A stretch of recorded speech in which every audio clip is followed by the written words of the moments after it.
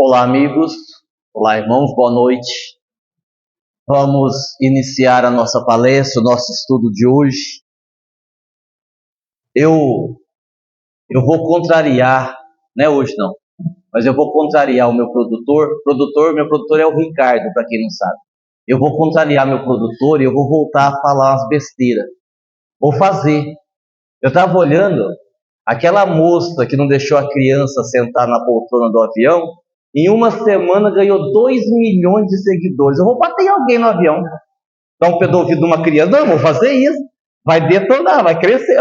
Rapaz, ela ganhou 2 milhões de seguidores em uma semana, porque não deixou a criança sentar lá na cadeira. Próxima viagem minha, eu vou pegar a criança com os cabelos. Você vai ver. Aproveitando, se inscreva aí no canal, né? Porque assim fica difícil. Mas é interessante, né?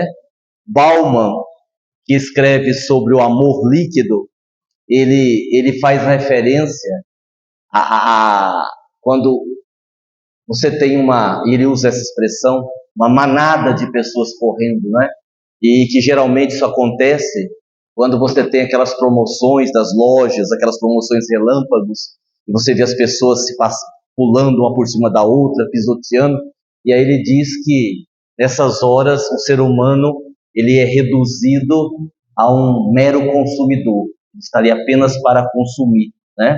Então, são os valores, é assim mesmo, são os valores que nós temos, né? Temos uma boa memória para o nosso time do coração, lembramos quando ganhou, que ano foi campeão, quantos títulos tem, o nome dos jogadores, mas temos uma memória curtíssima, por exemplo, para a política. Nos esquecemos das pessoas que foram eleitas e prejudicaram o Brasil. Então, é assim, vamos ver. Próxima viagem minha, catar uma criança. Vamos lá, então vamos fazer a nossa prece. Nós tínhamos um orador hoje, nós havíamos anunciado, o Lucas, de Rio Preto, que já esteve aqui outras vezes, um querido amigo e um excelente orador, mas ele está com problema de saúde. Nos avisou agora à tarde, achou que ia dar para vir, mas ele não conseguiu. E coincidiu que nós fizemos uma troca da nossa viagem, nós iríamos estar viajando para Arraial da Ajuda hoje, mas nós tivemos um problema de última hora e nós trocamos para janeiro. Então aí eu estava aí, e aí eu vou substituir o orador de hoje, tá certo? Vamos então fazer a nossa prece, para a gente cumprir o ritual certinho da oração, para a gente se preparar.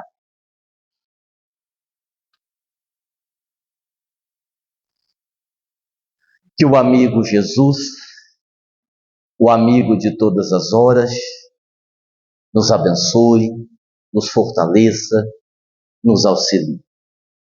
Que nesse instante de grande importância para nós, por estarmos reunidos em nome do Cristo, possamos conectar com Ele, buscando-o através da oração, através do nosso estado íntimo de certeza da intervenção divina na nossa vida.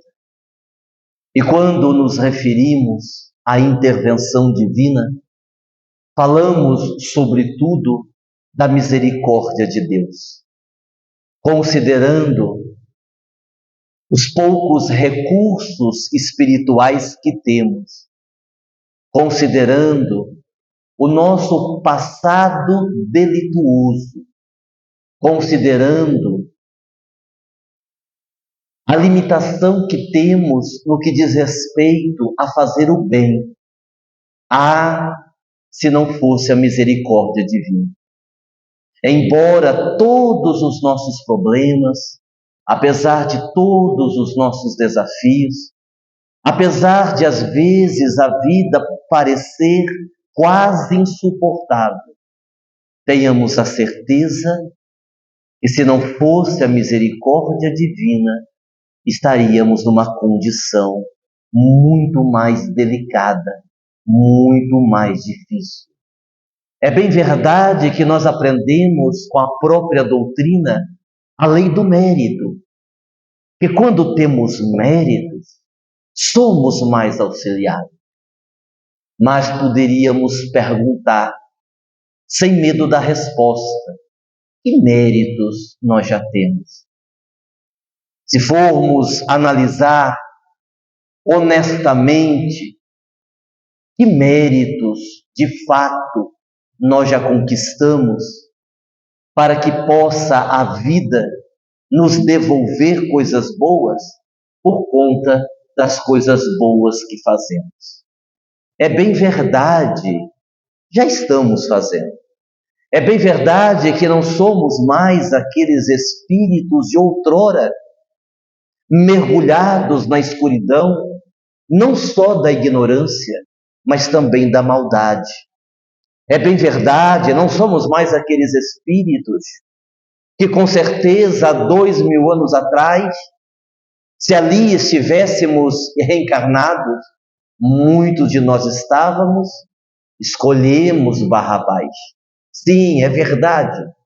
Não somos mais aqueles espíritos com aquele grau de ignorância e de maldade, mas ainda estamos longe, muito longe, da condição de espíritos angelicais, portadores de virtudes nobres, muito longe.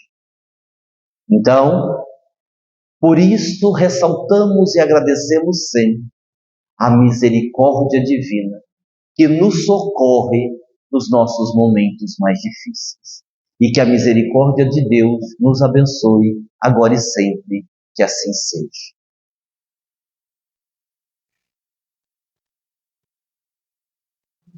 Na sexta-feira de abertura do IMPAMED, nós havíamos elaborado uma palestra na qual iríamos brincar bastante e elaborar também, havíamos elaborado algumas perguntas para fazer ao público. Mas aí a espiritualidade se fez presente de uma forma mais ostensiva. Digamos assim, José de Moraes pediu licença para falar e aí ele mesmo acabou conduzindo a palestra. Então eu vou puxar aqui algumas questões que nós iríamos trabalhar no IMPAMED e que não tivemos tempo para fazermos uma reflexão junto. E eu vou começar com uma historinha bem simpática, para que depois a gente possa ir para as perguntas. São 16 perguntas. Aliás, eu cheguei hoje, Célia, falei, nossa, a bronca do Dr. Klaus resolveu. Ele falou para ninguém conversar, nossa, hora que silêncio, mas eu olhei porque está vazio. Não é porque o pessoal aprendeu, não é porque não tem ninguém. Não tem ninguém não, tem vocês, tem menos pessoas, né? Então assim, a gente vai fazer a introdução, 16 perguntas, a gente vai contar 8 desse lado, 8 desse lado, eu faço 8 do lado de cá, 8 do lado de cá, beleza? Beleza? Para vocês responderem. Vai escapar algumas pessoas, ó. 5, 6, 7, 8, 9, 10, 11, 12, 13, 14, 15, 16. Ixi, vai escapar um monte. 16. Olha que der 16, né? Tinha um rabino que era professor. Vocês sabem que rabino tem a barba comprida, né? A barba de rabino é comprida, é o perfil deles. E ele era professor. Aí um aluno chegou para ele e disse assim, professor, eu queria lhe fazer uma pergunta. Pode fazer. Não, mas eu estou com medo do senhor ficar bravo. Não, eu não vou ficar bravo, pode perguntar.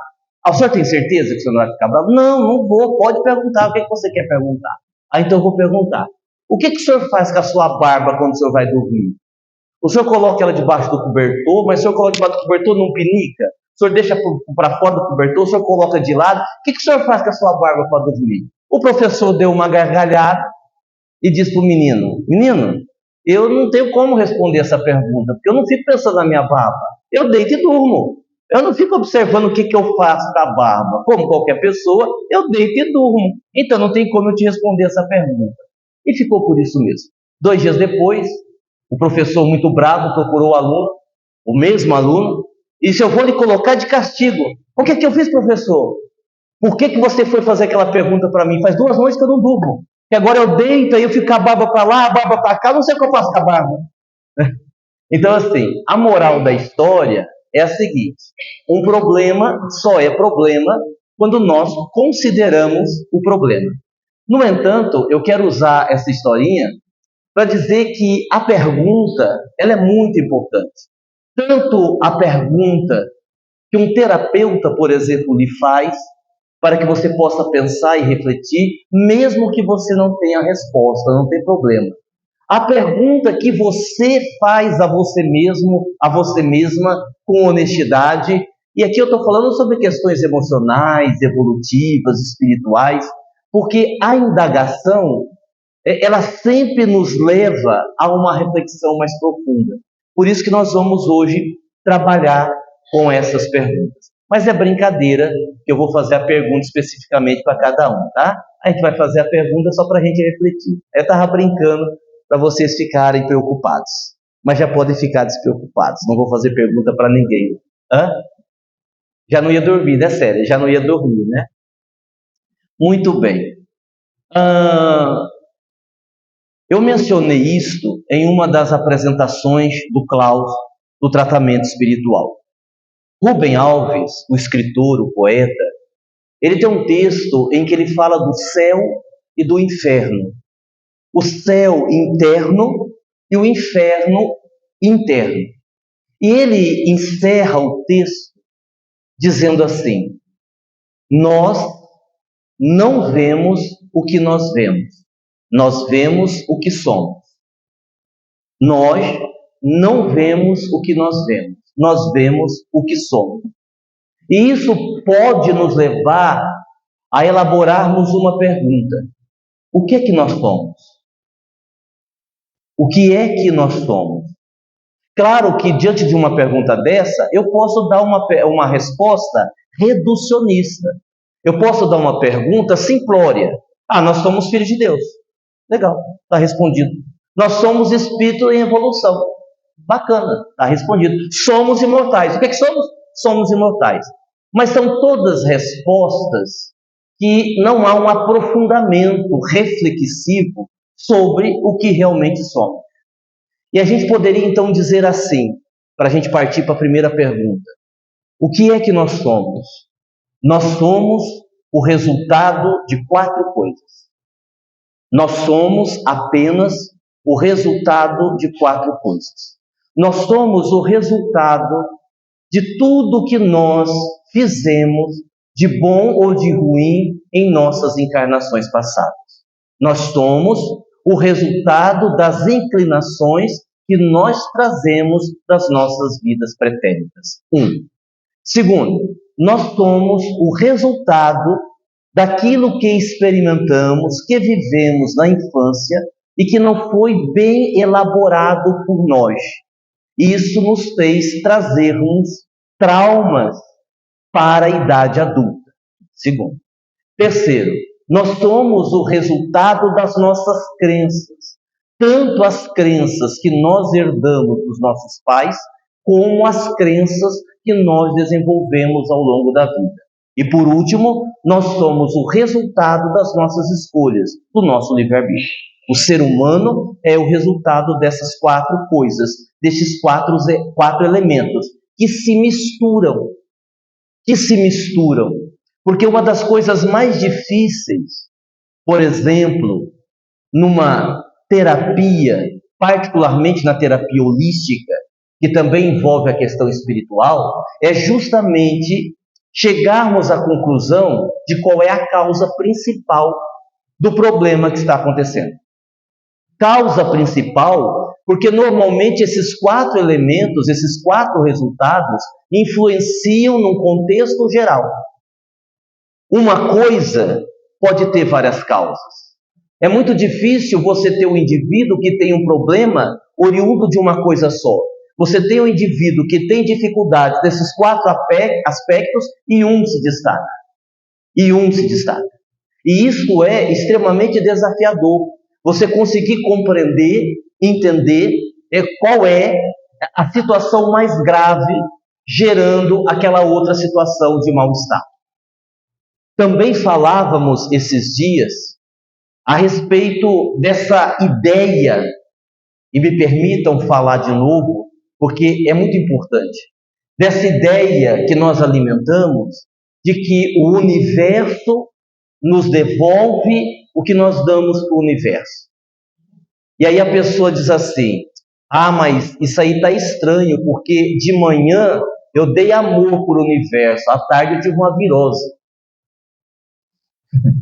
Quer dizer, vamos pensar, o Lucas Naves, que é hipnoterapeuta, inclusive foi meu professor no curso de hipnose que eu fiz, ele lembra muito acertadamente em um dos seus livros que essa energia de você dar e o universo devolver precisa ser acessada e mantida, porque o universo ele vibra endereço vibratório, endereço energético.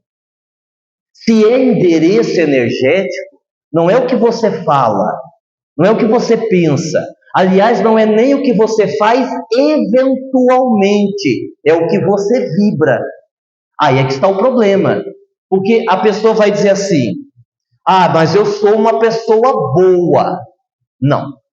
Você é uma pessoa que em muitos momentos da sua vida tem uma atitude de bondade, mas ainda não é boa. Se ainda não é boa, não tem um padrão energético. Se não tem um padrão energético, não tem como acessar energia, ou seja, o universo não devolve. Por quê? Porque eu não estou dando. A rigor, eu não estou dando.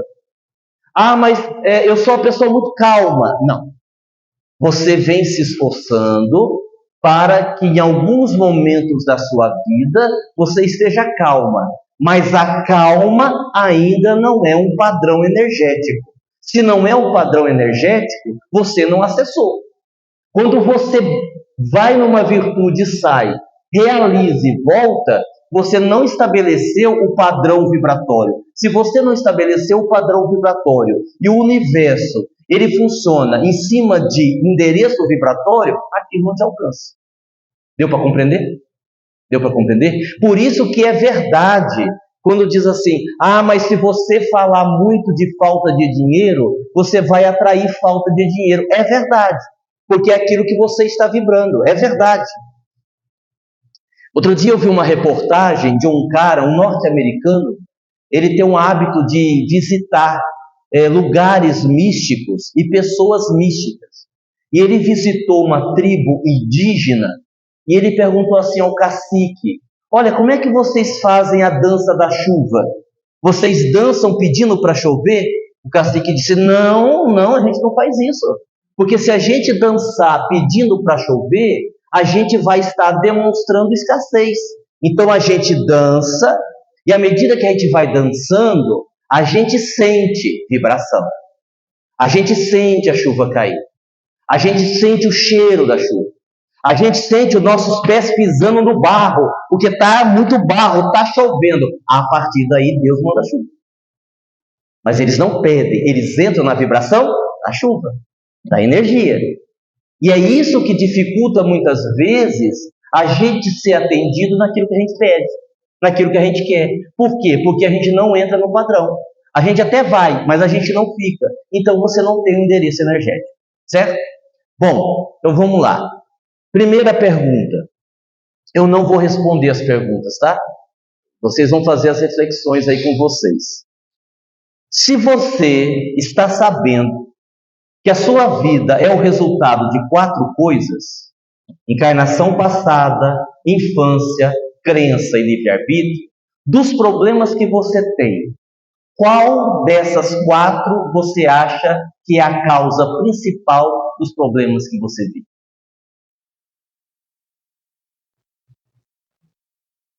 Aí você responde para você mesmo em silêncio. Isso é uma coisa interessante da gente descobrir.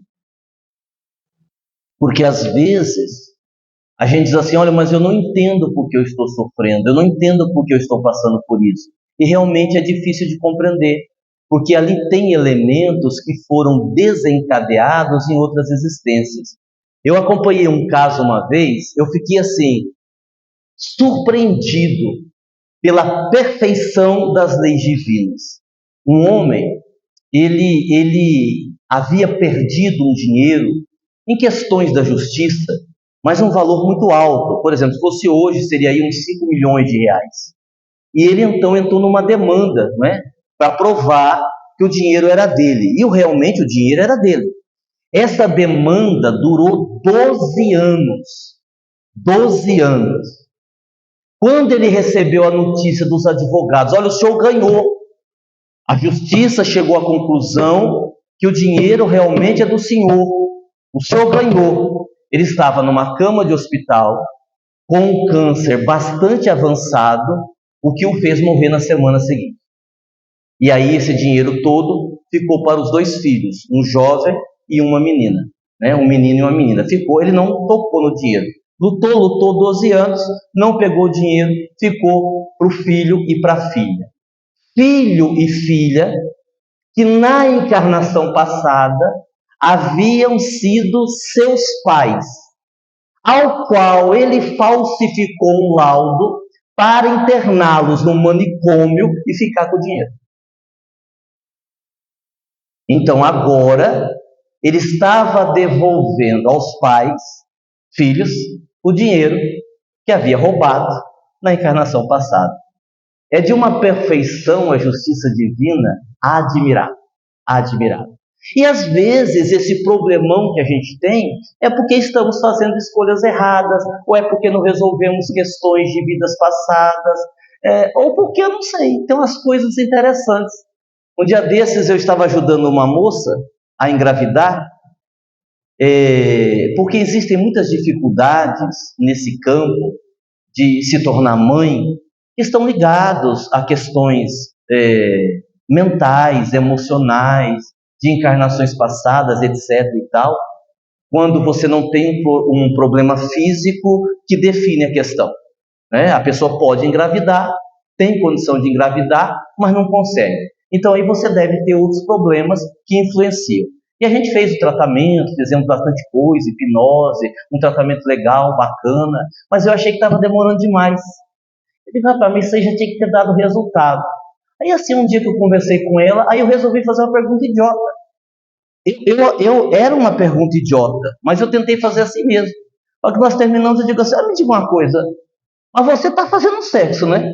Eu disse, não. Eu, porra, mas aí não tem jeito, porra.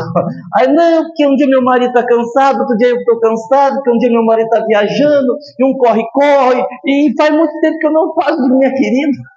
O tratamento, ele é só complementar, tá legal? Você tem que ter o ato em si, e você tem que fazer alguma coisa para que a coisa possa acontecer. Então, assim, tem alguns problemas que a gente cria, que a gente arruma, que eles não deveriam existir. Segunda pergunta. Quando você critica alguém de forma veemente, você já parou para pensar quanto daquilo que você está criticando existe em você? Sim, porque muitas vezes o que nós estamos fazendo nada mais é do que uma projeção. Você pode, a princípio, não admitir, mas muitas vezes acredite. O que você está criticando no outro, você tem em você. Se não tem mais, já teve muito. Lembram daquela história? Muita gente já conhece, essa história é velha. Lembrei dela agora. Vou fazer uma dinâmica aqui com vocês. Imaginem. E imaginar é uma coisa interessante. Vou dar outro exemplo antes. Quem gosta de café? Erga a mão. Quem gosta de café? Quase todo mundo. Eu também. Quando você, olha só, quando você imagina um café saboroso, feito na hora, saindo aquela fumaça fumegante, e você toma o café. Quando você toma aquele café, o prazer de tomar o café acessa uma localidade do seu cérebro. O seu cérebro é afetado numa região. Beleza? Beleza. Agora, se você fechar os olhos e imaginar que está tomando café, a mesma área do cérebro é afetada. Isso quer dizer o quê? Isso quer dizer uma coisa muito simples, que o cérebro não sabe separar o que é real do que é imaginário. É por isso que quando uma pessoa tem uma crise de pânico, não está acontecendo nada. Mas é tão verdadeiro que dá taquicardia, sudorese, afeta o corpo. Por quê? Porque para o cérebro é real. O cérebro não sabe distinguir. Como também o cérebro é atemporal. Para a mente não existe passado e futuro, existe o que está acontecendo. É por essa razão que você pode sentir ódio de uma pessoa, de uma situação vivida 10 anos atrás. Porque se você está sentindo, ela está acontecendo naquele momento. Muito interessante isso. Bom, vamos voltar aqui ao exemplo que eu ia puxar. Eu quero que vocês imaginem um limão. Imaginem um limão. Não precisa gostar do limão, não. Só imagine o limão. Todo mundo imaginou? Agora imagine que você está cortando o limão no meio. Você cortou o limão. Cortado o limão? Cortado? Agora você vai fazer uma coisa muito simples. Você vai passar a língua no limão. Pode passar. Deu para sentir o azedo? Não. Deu, não deu? Sentiu o azedo? Bem, agora vamos pegar uma outra fruta. Eu quero que vocês pensem numa jacotomba. Cortem a jacotomba no meio. Agora passe a língua na jacotomba. O que vocês sentiram? Você não conhece jacotomba, Célia? Tem muito na Bahia isso. Jacotomba é muito da Bahia, não tem aqui na região. Olha só. Na hora do limão, nós chegamos a sentir o azedo do limão. E não é real. Ah, mas então por que eu senti o azedo? Porque todo mundo já chupou limão e sabe que gosto tem. Quando eu inventei aqui, claro que jacotomba não existe, não é fruta nenhuma. Quando eu inventei algo que não existe, por mais que você quisesse sentir, você não sentiu. Por quê? Porque você não experimentou. Então, quando eu aponto o dedo e digo assim com muita certeza, você é orgulhoso, é porque eu sei do que eu estou falando. Sei tanto que acuso você, porque eu sou tão orgulhoso quanto você. Quando a gente conhece o defeito, a gente acusa mais fácil. Deu para entender? Quando você não viveu aquela situação, você não é daquele jeito, você não acusa, você não sabe o que é. Certo? Então vamos pensar sobre isso. Terceira pergunta. Nos seus problemas graves, eles realmente são graves ou é você que não sabe resolver? Olha que pergunta interessante. Tinha um cara, ele tinha um restaurante. E além de ter restaurante, ele também tinha uma granja. Vendia ovos.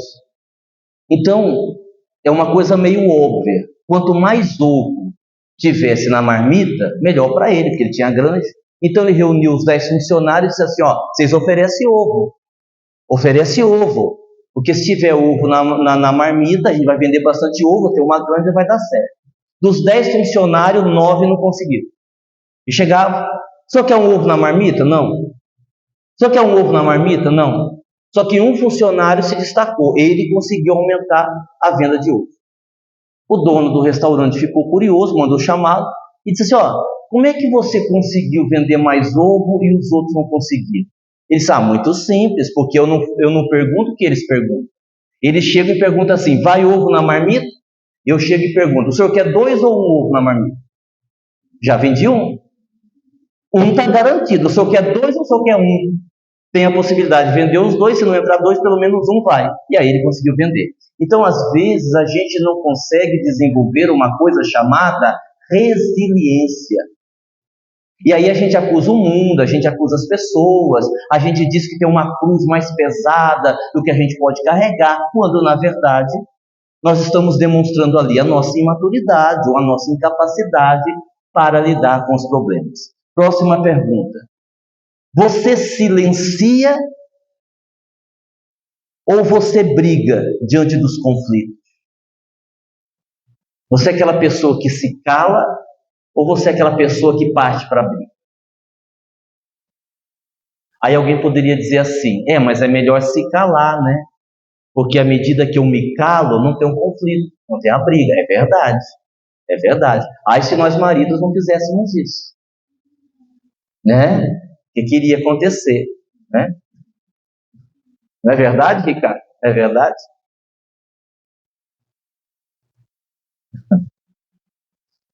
E aí, como é que você faz? Você silencia ou você parte para abrir? Aí tem duas formas de ver. A princípio, o silêncio é uma decisão mais acertada. A coisa está pegando fogo, a coisa está o conflito. Isso você parte para a briga, a tendência é que aquilo tome proporções mais graves. Agora, se você se cala sempre, você vai criando um conflito bem pior dentro. Aí está o detalhe. A princípio, calar para não dar continuidade ao conflito é a melhor decisão. Mas se você cala sempre, você cria um problema maior, não fora, mas dentro de você. Então a gente precisa avaliar. Se você está brigando demais, tem que calar um pouquinho. Se você está calando demais, tem que brigar um pouquinho também, certo? Próxima pergunta. Essa é boa. Com o tempo que você tem de espiritismo, você, tempo que você tem de espiritismo, de 0 a 10, quanto você melhorou? Vou dar uma sugestão para os homens casados. Presta atenção. Quando você for dormir hoje à noite, antes de você dormir, você vira para o lado e pergunta assim para sua esposa: meu bem, depois desses anos todos que eu estou indo no espiritismo, você acha que eu melhorei bastante? Se ela demorar mais que 5 segundos, você apaga a luz, vá dormir, não faça essa pergunta nos próximos 2 anos, que não vem boa coisa pela frente, certo? Tá? Mas e aí? Com esse tempo todo de espiritismo, de 0 a 10, só para a gente ter um número, 0 a 10 é simbólico, tá? É simbólico. Só para a gente ter uma referência, nossa, quanto eu melhorei? Nossa, em 10 anos eu estava no 2, fui para 4. Ô meu filho, tá ruim. Ruim o negócio, de 2 para 4? Vixe, tá ruim o negócio. Próxima pergunta. Na nossa caminhada evolutiva, a gente tem recaídas. Aliás, até um certo ponto, recaída, tropeço faz parte da caminhada. Agora, quando eu tenho recaída, basicamente é por causa de 3 coisas. Ou é porque eu não quero, na verdade eu quero continuar como eu estou, é porque eu não estou conseguindo mesmo, ou é porque eu estou usando a estratégia errada. No seu caso, o que é? Se você está tropeçando, se você está tendo recaído, se você não está conseguindo dar continuidade na sua evolução, é porque você no fundo não quer, é porque no fundo você não está conseguindo, ou é porque você está usando a estratégia errada? Alguém tem dúvida o que seria a estratégia errada? Senão eu não vou explicar. Quem tem dúvida sobre o que seria uma estratégia errada? Erga a mão. Tá. Assim, eu vou ter que repetir o exemplo que você já ouviu, tá? Mas eu vou repetir. Estratégia errada. Um amigo meu, lá de São Paulo, ele disse assim para mim um dia desses: puxa, Gnaldo, estratégia errada. Puxa, Gnaldo, eu já admiti para mim mesmo que eu não fui um bom pai. Eu não peguei no colo, eu não beijei, eu não disse que amava, eu não dei carinho, eu fui um pai ausente. Admiti, eu sei que eu fiz isso. Mas o tempo passou, puxa, e eu tenho tentado arrumar isso. Eu tenho tentado consertar. Você vê, minha filha. Minha filha tem dificuldade, acabou de financiar uma casa. Estou ajudando ela a pagar. Adquiri um carrinho para trabalhar, eu estou pagando para ela, porque ela não dá conta. Eu vou na casa dela quase todo dia. Meu bem, você precisa de alguma coisa? Você quer que o pai ajude no supermercado? Agnaldo, com 25 anos, ela me trata com 4 pedras na mão. Assim, se eu tivesse amor próprio, eu não pisava mais os pés na casa dela. Agora, eu já admiti que errei. Estou tentando consertar. E ela me trata com 4 pedras na mão, eu fiz isso. Aí eu disse assim para ele: mas você está errando a estratégia. Repete aí, o que você errou com a sua filha? Ah, não amei, não peguei no colo, não beijei, não disse que amava, não fui presente. Legal. Você está consertando como? Com dinheiro. Pagando. Pagando. A estratégia está errada. É um exemplo de estratégia errada. Às vezes a gente quer corrigir uma coisa, fazendo uma outra coisa que não corresponde aonde a gente errou. Próxima pergunta. Você realmente é uma pessoa desapegada? Se você ganhasse hoje 200 mil na loteria, quanto você doaria para o Caminho de Damasco? Ricardo, depois você anota na saída para mim essa pergunta. Essa eu gostaria de saber. As perguntas são bem pessoais. Essa eu gostaria, se você puder depois ficar na porta anotando, que vai que a pessoa ganha, né? A gente vai ter anotado o que ela falou, né? Se você ganhasse 200 mil na loteria, quanto você doaria por cento? Tem gente que doaria R$ 50. Aí não tá bom? Tá bom. Você ir pro quinto dos infernos, tá ótimo. Tá? Você vai ganhar 200 mil, você vai doar R$ 100, R$ 50, mas você vai arder no fogo do inferno mesmo, né? Então, pense aí. Sabe, porque assim, a gente bate no peito e fala que é desapegado, a maioria das vezes não é não. A gente não é não, não vou dizer todos nós, mas na maioria das vezes a gente não tem esse desapego todo que a gente diz que tem. Não tem. Próxima pergunta. A minha vida anda amarrada? Não tem, às vezes, não tem a sensação que a nossa vida está amarrada, né, com o nosso ego, né? E você não desamarra? Pensa assim, tem duas coisas que podem fazer a nossa vida ficar amarrada. Primeira, não fechar ciclos. Quando você não consegue fechar ciclos, dali para frente você não consegue caminhar, porque você não fechou o ciclo, certo? Você termina um casamento, e você terminou com ódio, com raiva, não aceitando, brigando na justiça, né? Porque quer o papagaio, e a mulher também quer o papagaio, e você está brigando por causa do papagaio, muito dificilmente você vai ser feliz com outra pessoa. Você foi mandado embora do emprego, pode acontecer com qualquer um, você foi demitido. E a pessoa está ali, nossa, mas eu não podia ter sido mandado embora, tantos anos de dedicação, esse meu patrão era meu amigo, como é que ele foi fazer isso comigo? E você vai remoendo aquilo. Muito provavelmente, dali para frente, você não vai se dar bem em nenhum emprego. Quando você não fecha ciclos, a vida amarra. Ou quando você é teimoso. Quando você está teimando numa coisa que o mundo inteiro já disse que não vai dar certo, mas você está insistindo, né? Gerando doença para você. Às vezes a gente gera doença para nós. Não é assim? Não é assim? E tem gente que sai fácil da doença. Aí tem gente que faz 2 cirurgias do crânio numa semana só e já está fazendo caminhar. Você vê? Tem pessoas que se recuperam muito rápido. Vocês assistiram o filme Divertidamente? Tem o 1 e o 2. O 1 é melhor que o 2. O 2 é mais inteligente. O 2 é mais inteligente, né? As relações do filme, muito bom. Mas o 1 é mais divertido. Divertidamente fala das emoções que controlam a menina lá, a raiva, né? Agora aí no segundo, quando ela é adolescente, né? O medo, a ansiedade, né? As emoções que comandam a menina. A pergunta é essa: qual emoção comanda você? Na maioria do tempo, qual é a emoção que comanda você? É a raiva? É a preguiça? É o medo? É a ansiedade? Qual é a emoção que comanda você?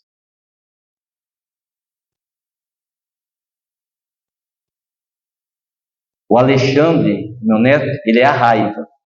Ele é a raiva. Não tem nada a ver com a personalidade dele, né? Mas ele cismou que é a raiva. Fazer o quê? Né? Próxima pergunta. Olha que legal essa pergunta. Se hoje você estivesse bem velhinho, ou bem velhinha, muito doente, muito debilitado, debilitada, quem cuidaria de você? Com amor. Se hoje você estivesse velhinho, velhinha, debilitado, sem saúde, com amor, quem você acha que cuidaria de você?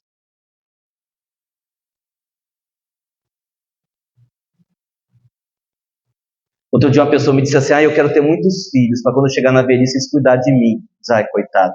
Eu falo agora ou eu conto depois para ela, tadinha? Essa meninada que tem hoje aí...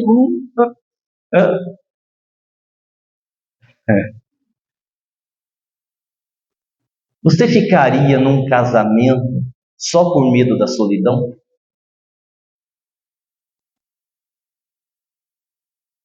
Boa pergunta, né? Para a gente pensar como é que a gente conduz a nossa vida emocional e como a gente conduz a nossa vida afetiva.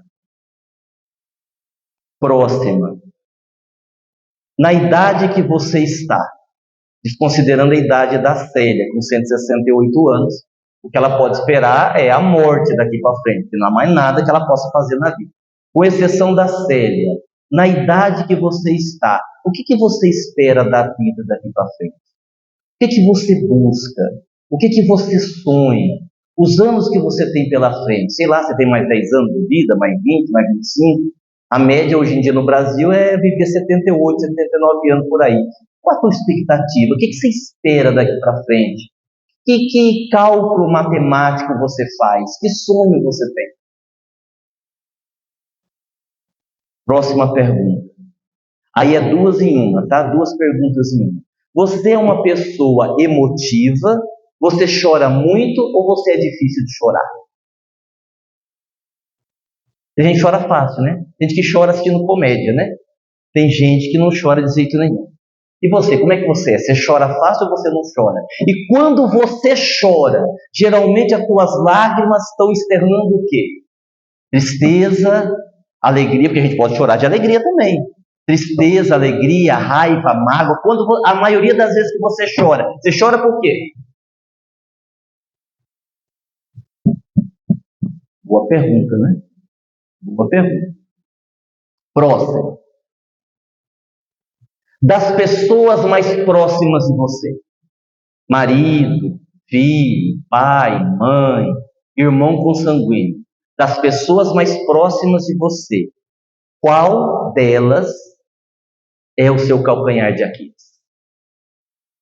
Das pessoas que relacionam com você, qual delas você vai dizer, essa daqui é meu karma? Essa aqui, meu Deus do céu, essa aqui veio para me infernizar. Já pensaram, né? E um monte de nuvem negra na cabeça de vocês. Aí eu poderia fazer uma outra pergunta que não está aqui. E o que é que você está fazendo para resolver isso? Sim, porque você descobrir quem é a pessoa, legal, você já deu um passo. Agora, o que é que você está fazendo para resolver isso? E veja, resolver isso não é necessariamente resolver com a pessoa, é dentro de você. Porque às vezes, mesmo você querendo resolver com a pessoa não te dá a mínima possibilidade de resolver a questão. Não dá. Aí você tem que resolver dentro de você. Ela continua sendo minha inimiga, meu coração está tranquilo, minha consciência está tranquila, que Deus a abençoe. Mas que Deus abençoe de verdade. Não vai fazer igual a pessoa que eu perguntei assim a ela: meu irmão, você guarda mágoa? Eu disse, não. Você tem certeza que você não guarda mágoa? Não, mágoa não, eu guardo nomes. Então, olha que pessoa perigosa, né? Então, se você puder resolver com a pessoa, reconciliai-vos com os vossos adversários enquanto estáis a caminho com eles. O que recomendou Jesus. Mas é como eu disse, às vezes não tem jeito, você até queria, mas a pessoa não dá espaço. Aí você se reconcilia com você. Eu estou em paz. Eu estou em paz comigo. Está acabando já.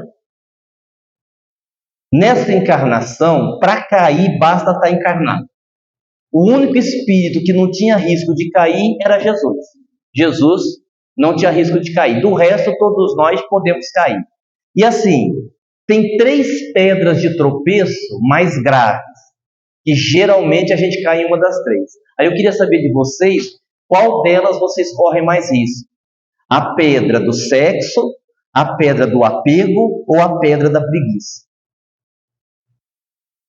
São 3 pedras que podem fazer a gente cair. A sexualidade, o apego, porque a gente vê muito isso na sessão mediúnica. Grande parte do sofrimento dos espíritos que comunicam era justamente pela dificuldade de deixar aquilo que possuíam. seja dinheiro, propriedade, sobrenome, seja o que for. Ou preguiça, que também é uma pedra de tropeço. A gente vai levando a vida, a gente vai levando, né? Aquela história assim, não, eu vou trabalhar no bem quando eu aposentar, eu vou trabalhar no bem quando tiver melhor de situação, eu vou trabalhar no bem quando meus filhos crescerem, eu vou trabalhar no bem quando, e esse quando nunca chega, porque o tempo passa e a pessoa não começou. E a última pergunta, para vocês irem para casa para pensar, ela é parecida com uma pergunta que eu fiz agora há pouco, só que ela é mais específica. Estamos terminando um ano, estamos para começar 2025. Então a pergunta é assim: considerando apenas o ano de 2024, o ano que a gente está quase acabando, no que é que você melhorou, no que é que você não melhorou e no que é que você piorou? É porque pode piorar. Pode piorar muito. Eu piorei. Em 2023 eu pesava uns 80 quilos, quase 100. Piorou muito, né? Então faça essa reflexão. Em 2024, o que é que você melhorou? O que é que você não melhorou? E o que é que você piorou? Para a gente levar para casa essa pergunta final, tá certo? Muito bem, era isso que nós tínhamos para hoje. Espero que vocês tenham gostado, embora eu já peço desculpas, porque quem assistiu o Klaus domingo e quem assistiu uma palestra que nós gravamos quarta, eu pensei alguns assuntos de lá. São outros estudos, outras palestras, mas eu pensei alguns assuntos importantes, e se vocês assistirem as palestras, vocês vão ver alguns exemplos que se repetiram. Mas isso não tem problema algum, mas só para a gente esclarecer. Vamos para o passo, pedir para a Célia coordenar para a gente, né? Falar para a Célia coordenar aí, nós vamos ter o passo no salão. O pessoal da internet, pessoal do canal, muito obrigado, que Jesus nos abençoe, e não esperem eu agredir uma criança no avião para aumentar os inscritos no canal, pelo amor de Deus. Vamos lá então, vamos para o passo. As pessoas